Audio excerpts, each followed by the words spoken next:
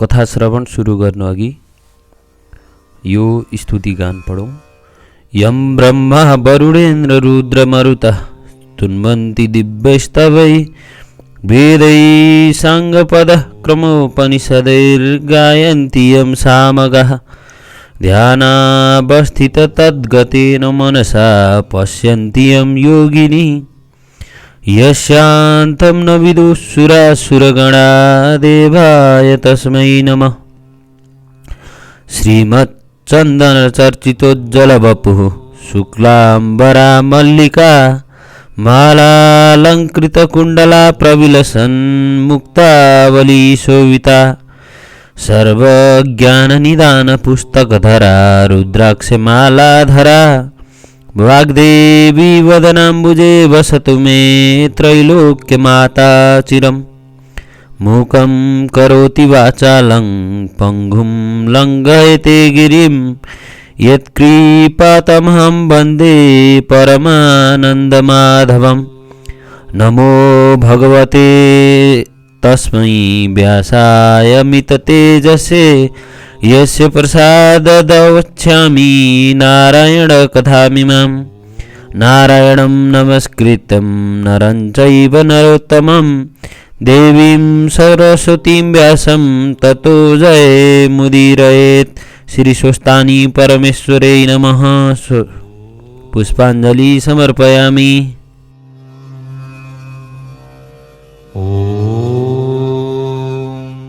11औं अध्यायमा ज्योतिर्लिङ्गको उत्पत्तिबारे प्रसङ्ग सुनिसकेपछि अब हामी 12औं अध्याय सुरु गर्दैछौँ। द्वादशो अध्याय।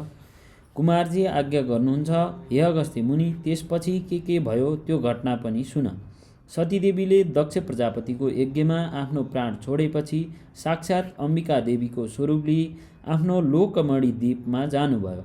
देवताहरू ब्रह्मा विष्णु आदि सबै शक्तिहीन भए। अर्कोतर्फ तारकासुर दैत्यले वरदानको प्रतापले देवताहरूलाई अनेक प्रकारका दुःख दिएर देवताहरूको स्वर्ग आफ्नो बनाई स्वर्ग पाताल सबै भोग गर्न लाग्यो। स्वर्गबाट लखेटेपछि सबै देवताहरू मिलेर हिमालय पर्वतमा गई भगवती जगदम्बाको भक्तिभावले स्तुति गर्न लागे। विष्णु आदि देवताहरूले तपस्या र स्तुति गरेको हुँदा तीन लोककी माता भुवनेश्वरी उमा प्रसन्न भएर देवताहरू र हिमालय पर्वतलाई दर्शन दिनुभयो। देवताहरूले पुकार गर्दै भने, हे महामाया, हजुर फेरि अवतार लिएर शिवजीको साथमा विवाह गर्नुहोस्, अनि मात्र हामी देवताहरूको कल्याण हुनेछ, नत्र हामी माता बिनाका टुहुरो भएका छौँ। हजुरले यिनै हिमालय राजाकी स्त्री मेनकाको गर्भमा बास लिएर जन्म लिनुहोस्। हजुरलाई कोटि कोटि नमस्कार छ, हाम्रो इच्छा पुरा गरिदिनुहोस्। देवताहरूको बिन्ती सुनेर आश्चर्यचकित हुँदै उमादेवीबाट आज्ञा भयो, हे देवता हो, ज्ञान बिना र भक्ति बिना तिमीहरूले सतीदेवी जस्तै मलाई पनि अपमान गर्नेछौ। तैपनि तिमीहरू मेरा सन्तान भएकोले म तिमीहरूको इच्छा पुरा गर्नेछु। तर म देवी भगवती गीताको दिव्य उपदेश हिमालय पर्वत लगायत ब्रह्मा विष्णु आदि देवताहरूलाई दिनेछु। भुवनेश्वरी उमाको यस्तो वचन सुनेर विष्णु आदि देवताहरू अत्यन्तै प्रसन्न भएर उमादेवीले दिनुभएको 508 श्लोकको 10 अध्यायले पूर्ण देवी भगवती गीताको उपदेश ग्रहण गरे। त्यसपछि भुवनेश्वरी उमादेवीले आफू हिमालयकी पुत्री हुने वरदान देवताहरूलाई दिनुभयो। त्यसपछि उमादेवी अन्तर्ध्यान हुनुभयो। उमादेवीको वचन सुनेर देवताहरू आफूले गरेको पूर्व कर्मको पछुतो मान्दै अब आफ्ना दुःख छिट्टै समाप्त हुने आशले प्रसन्न भई आफ्नो आश्रममा लागे। त्यसपछि हिमालय र मेनकालाई भगवतीको उद्देश्यले कठोर तप गर्न लगाए, जसबाट माता भगवती मेनकाको गर्भमा बास लिन आउनुभयो। आफ्नी स्त्री मेनका गर्भणी भएको चाल पाएर हिमालय पर्वत धेरै खुसी भई आफ्ना मर्यादाले उचित कर्म गरिदिए। 10 मास पूर्ण भयो र मेनकाका गर्भदेखि उनै भुवनेश्वरी उमा पर्वतकी कन्या भएर जन्म लिनुभयो। कस्ती कन्या भने रक्तवर्ण 1000 सूर्यको जस्तो तेज भएकी, कोमल, अति सुन्दर, पद्मपत्र जस्ता नेत्र भएकी। यस्ती कन्या जन्मेको देखि हिमालय पर्वतले वशिष्ठ आदि ऋषि ज्योतिषीहरूलाई बोलाई विधिपूर्वक न्वारण गराए। वशिष्ठ आदि ऋषि ज्योतिषीहरूले भने, हे हिमालय, हामीले यी बालिकाको नाम पार्वती भन्ने राख्यौँ, किनभने पर्वतकी कन्या भएकोले पार्वती नै यिनको नाम जुर्यो। तिमी धन्य रहेछौ। यी बालिकाले भविष्यमा जगदीश्वर श्री महादेव स्वामी पाएर चतुर्दश भुवनकी रानी हुनेछिन् र सम्पूर्ण दैत्यहरूको संहार गर्नेछिन्। सम्पूर्ण देवताहरूको दुःख कष्ट समाप्त गरेर सबैको रक्षक भएर रहनेछिन्। ऋषिहरूको यस्तो कुरा सुनेर हर्ष मान्दै राजा हिमालय पर्वतले ऋषिहरूलाई अनेक रत्न सुवर्ण र गाईहरू दान गराएर यथेष्ट भोजन गराए। भोजन गरिसकेर ऋषिहरूले भने, हामी तपाईँदेखि पूर्ण कृतार्थ भयौँ, अब आज्ञा भए आफ्ना आश्रममा जान्छौँ। यति भन्दै सबै ऋषिहरूले बिदा माग्दा हिमालय पर्वतले खुसी भई साष्टाङ्ग प्रणाम गरी बिदा दिए। त्यसपछि ऋषि ज्योतिषहरू आफ्ना आफ्ना आश्रममा गए। त्यसपछि हिमालयकी पुत्री पार्वती पनि शुक्ल पक्षका चन्द्रमा झैँ दिनदिन बढ्दै ठुली हुन लाग्नुभयो। साक्षात् भुवनेश्वरी उमाको अवतार भएको हुनाले सानी छँदा खेल्दा पनि उहाँ शिवजीको पूजा गरी खेल्ने र केही चर्चा गर्नुपर्दा पनि शिवजीको नै गर्नुहुन्थ्यो। सबैजनासँग शिवजीको महात्म्य सोधपुछ गर्ने र व्याख्या गर्ने गर्नुहुन्थ्यो। यस्ता प्रकारले शिवजीको भक्तिमा चित्त लगाइरहनुहुन्थ्यो। पार्वती बिस्तारै ठुली हुँदै जानुभयो। एक दिन नारद ऋषिले विष्णुको समीपमा गई भन्न लागे, हे वैकुण्ठनाथ, हिमालय पर्वतकी पुत्री पार्वती नाम गरेकी कन्या तपाईँको लागि योग्य छिन्। लक्ष्मी भन्दा पनि अति सुन्दरी 32 लक्षणले युक्त भएकी ती कन्यालाई तपाईँ विवाह गर्नुहोस्। नारदको वचन सुनि श्री विष्णुले भन्नुभयो, हे नारदजी, हिमालय पर्वतले ती कन्या मलाई देलान् र भगवान विष्णुले यस्तो आज्ञा गर्दा नारद ऋषिले भने, हे भगवान, हजुरले यसको चिन्ता गर्नु पर्दैन, म गएर अहिले नै विवाहको कुरा मिलाउँछु। यति भनी नारद ऋषि श्री विष्णुबाट विदा भई हिमालय पर्वत छेउ गए।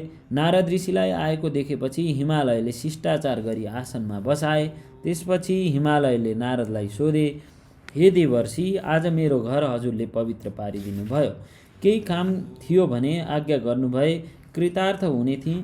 हिमालयको कुरा सुनेर नारद ऋषिले भने, हे गिरिराज, तिम्री पुत्री पार्वती विवाह गर्न योग्य भएकीले वैकुण्ठनाथ श्री विष्णुलाई कन्यादान गर्नु उचित होला भनी यहाँ आएको हुँ।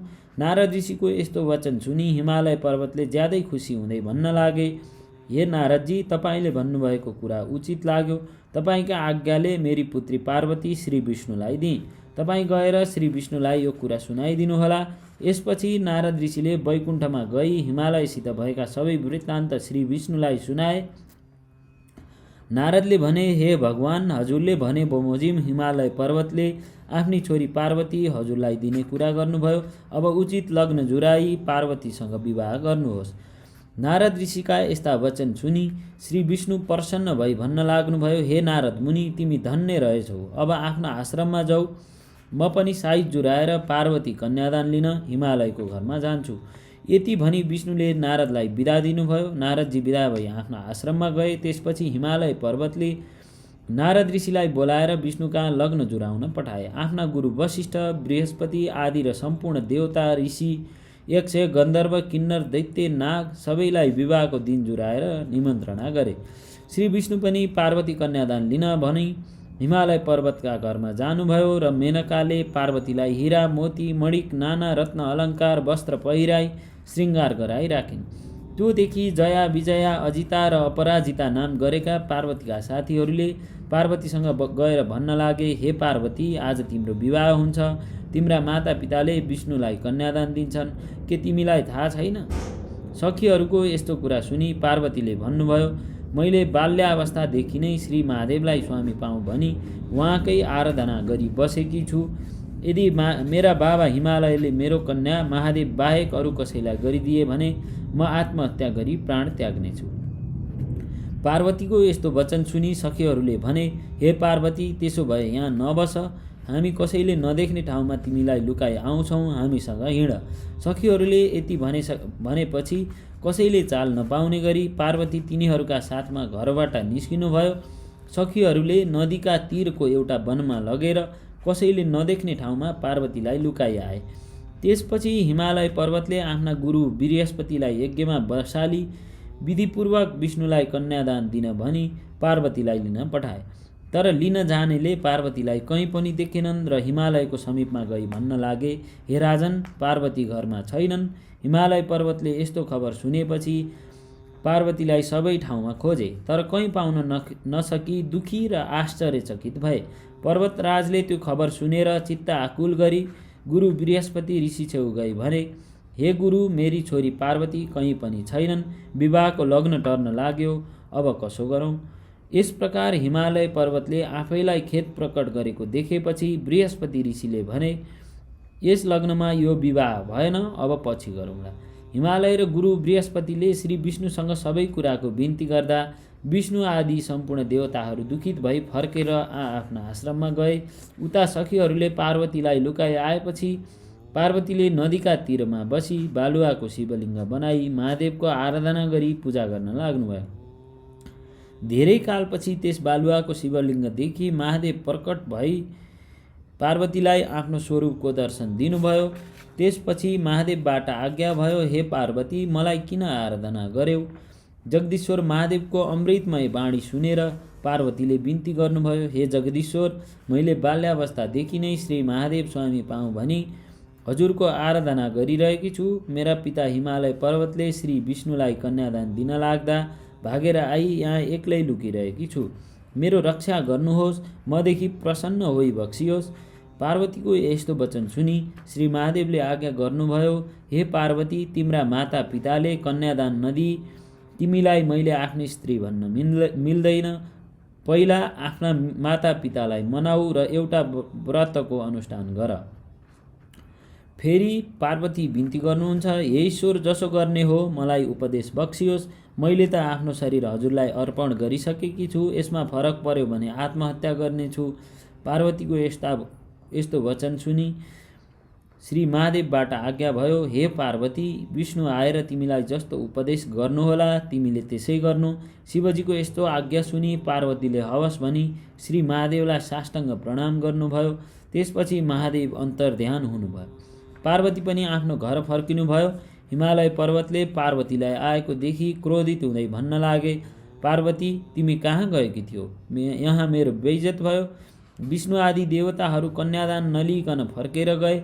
पिता हिमालयको कुरा सुनेर पार्वतीले भन्नुभयो, हे पिता, मैले बाल्यावस्थादेखि नै श्री महादेव स्वामी पाऊँ भनी उहाँकै प्रतीक्षा गरिरहेकी छु।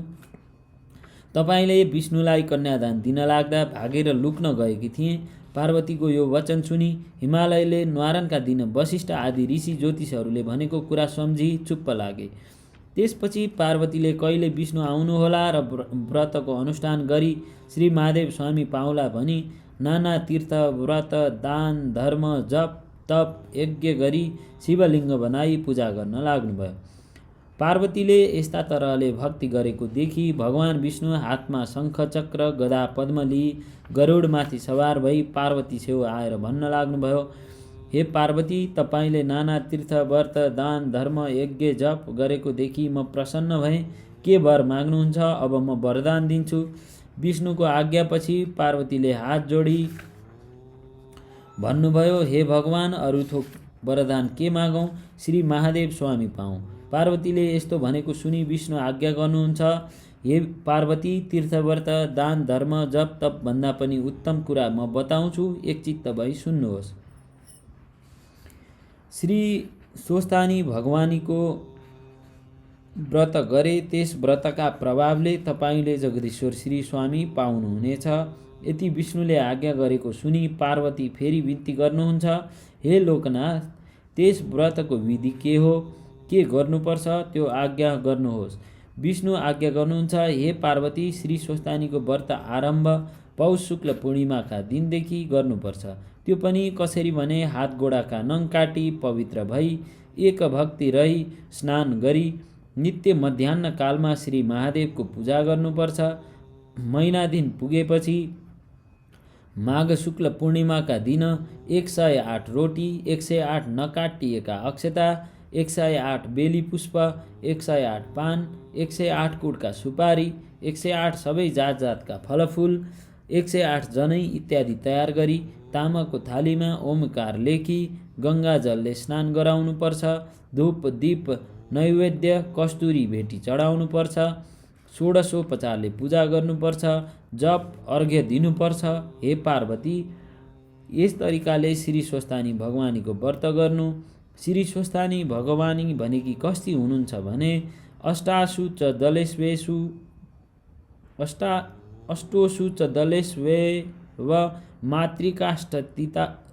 मातृकाष्ठस्थिता खड्गम त्रिशूलं चौर्धं च अर्धे च वरमुत्पलं चतुर्भुजां त्रिनेत्रां च सर्वालङ्कारभूषितां सुवर्णवद्विका सावा स्वस्थानी जगदीश्वरी। अर्थात् अष्टदल पद्ममा अष्टमातृकाहरू बसेका, खड्ग र त्रिशूल वर नीलोत्पल हातमा लिएकी, 4 हात 3 आँखा भएकी, नाना अलङ्कार लगाएकी, पीतवर्ण सुवर्णभन्दा पनि अधिक शोभायमान भएकी ती भगवानीलाई ध्यान गरी हे ईश्वरी भनी उहाँसँग वरदान माग्नु र प्रसाद झिक्नु। त्यसपछि 8 अक्षता, 8 बेली पुष्प, 8 यज्ञोपवीत, 8 कुडका सुपारी सगुण समेत आफ्ना पतिलाई दिनु। पति नभए छोरालाई दिनु। छोरा नभए मित छोरालाई दिनु। मित छोरा पनि नभए जुन कामनाले व्रत गरेको हो त्यही मेरो कामनाको सिद्धि होस् भनी गङ्गामा लगी बगाउनु र 100 रोटी आफूले फलाहार गर्नु। रात्रिमा जागराम भई उनी ईश्वरीको महिमा सुन्नु र सुनाउनु। हे पार्वती, श्री स्वस्थानी भगवानीको प्रसाद लिने बेलामा श्री महादेव तपाईँका समीपमा आइपुग्नुहुनेछ। तपाईँको भक्तिदेखि म सन्तुष्ट भएँ। श्री महादेव स्वामी पाउनुहोला। यति भनी श्री विष्णुले वरदान दिनुभयो र पार्वतीले मनमा आनन्द मानी विष्णुलाई श्रद्धापूर्वक पूजा गरी प्रणाम गर्नुभयो। पार्वतीले पूजा गरिसकेपछि विष्णु गरुडमा सवार भई त्यहाँबाट अन्तर्ध्यान भई वैकुण्ठमा जानुभयो। इति श्री स्कन्द महापुराणे माहेश्वर खण्डान्तर्गत केदारखण्डे माघमाहात्म्ये कुमारगस्ते संवादे श्री स्वस्थानी परमेश्वर्या व्रतकथायां विष्णुद्वारा श्री स्वस्थानी व्रतविधि वर्णनं नाम 12 अध्याय। हरि हरि।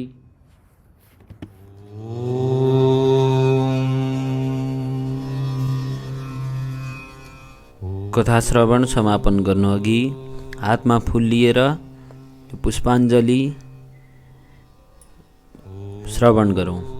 उपनयतु मङ्गलं वः सकल जगन मङ्गलालय श्रीमान दिनकर किरण निबोधित नवनलिन धवल निवेक्षणः कृष्णः काले वर्षतु पर्जन्यः पृथिवी सस्यशालिनी देशोऽयं क्षोभरहितो ब्रह्मणा सन्तु निर्भयाः अपुत्राः पुत्रिणः सन्तु सपुत्रिणः सन्तु पौत्रिणः निर्धनाः सदनाः सन्तु जीवन्तु शारदां शतम् तत्रैव गंगा यमुना च तत्र गोदावरी सिन्धु सरस्वती च तीर्थाणि सर्वाणि वसन्ति तत्र यत्राच्युतोद्धार कथा प्रसंग या कुन्देन्दु तुषारहार धवला या शुभ्रवस्त्राभिता या वीणा वरदण्डमण्डितकरा या श्वेतपद्मासना या ब्रह्माच्युत शंकर प्रभृतिवीर्देवै सदा वन्दिता सा मां पातु सरस्वती भगवती निशेषजाड्यापहा कायेन वाचा मनसेन्द्रियैर्वा बुद्धात्मना वा नुसृत स्वभावात् करोमि यद्यत् सकलं परस्मै नारायणायेति समर्पयते तथा। श्री स्वस्थानी परमेश्वरे नमः।